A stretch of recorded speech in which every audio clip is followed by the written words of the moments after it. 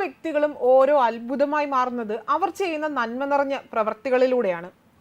ഏത് പ്രതിസന്ധി ഘട്ടത്തെയും തരണം ചെയ്യാൻ മനുഷ്യർക്കുള്ള കഴിവും അസാധ്യമാണ്.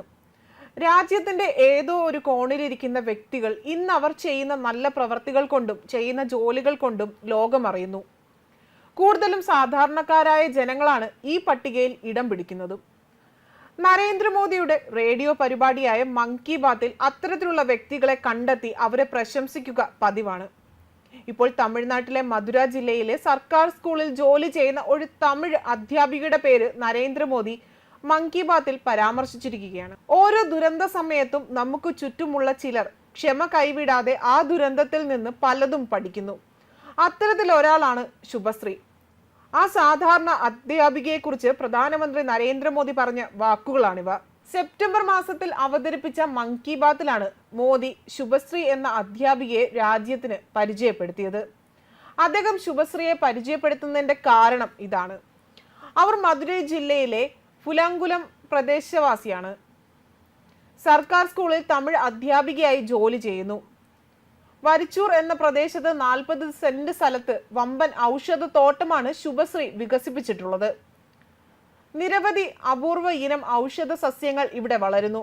രാജ്യത്തിന്റെ വിവിധ ഭാഗങ്ങളിൽ നിന്നുള്ള പൊതുജനങ്ങളും ഗവേഷക വിദ്യാർത്ഥികളും 500-ലധികം പച്ചമരുന്നുകളുള്ള ഈ ഔഷധത്തോട്ടം സന്ദർശിക്കുന്നു. ഔഷധ സസ്യങ്ങളെയും അവയുടെ ഉപയോഗങ്ങളെക്കുറിച്ചുമുള്ള വിവരങ്ങൾ ശുഭശ്രീ എല്ലാവർക്കും പകർന്നു നൽകുകയും ചെയ്യുന്നു. ഒരിക്കൽ ശുഭശ്രീയുടെ അച്ഛനെ വിഷപ്പാമ്പ് കടിച്ചു. ഇവിടെയുള്ള പരമ്പരാഗത ഔഷധ സസ്യങ്ങളും ചെടികളുമാണ് അന്ന് അദ്ദേഹത്തിന്റെ ജീവൻ രക്ഷിക്കാൻ സഹായകമായത്. ഈ സംഭവമാണ് പരമ്പരാഗത ഔഷധ സസ്യങ്ങൾക്കുള്ള ശുഭശ്രീയുടെ അന്വേഷണത്തിന് തുടക്കമിട്ടത്. അതുകൊണ്ടാണ് മധുരയിലെ വാരിച്ചൂരിയൂർ ഗ്രാമത്തിൽ സ്ഥിതി ചെയ്യുന്ന ഹെർബ് പാർക്കിൽ 500-ലധികം അപൂർവ ഇനം ഔഷധ സസ്യങ്ങൾ ഇന്നുള്ളത്. ഈ പാർക്ക് നിർമ്മിക്കാൻ ശുഭശ്രീക്ക് വളരെയധികം കഷ്ടപ്പെടേണ്ടി വന്നു. ഓരോ ചെടിയും കൊണ്ടുവരാൻ കിലോമീറ്ററുകൾ താണ്ടി. ചെടിയുമായി ബന്ധപ്പെട്ട പല അജ്ഞാത വിവരങ്ങളും ശുഭശ്രീ ശേഖരിച്ചിട്ടുണ്ട്. ഔഷധ തോട്ടം സ്ഥാപിക്കാൻ മറ്റുള്ളവരുടെ സഹായം തേടിയിട്ടുണ്ട്. കൊറോണയുടെ കാലത്തും ആളുകൾക്ക് പ്രതിരോധ ശേഷി വർദ്ധിപ്പിക്കാൻ കഴിയുന്ന ചെടികൾക്ക് ശുഭശ്രീ കണ്ടെത്തിയിരുന്നു.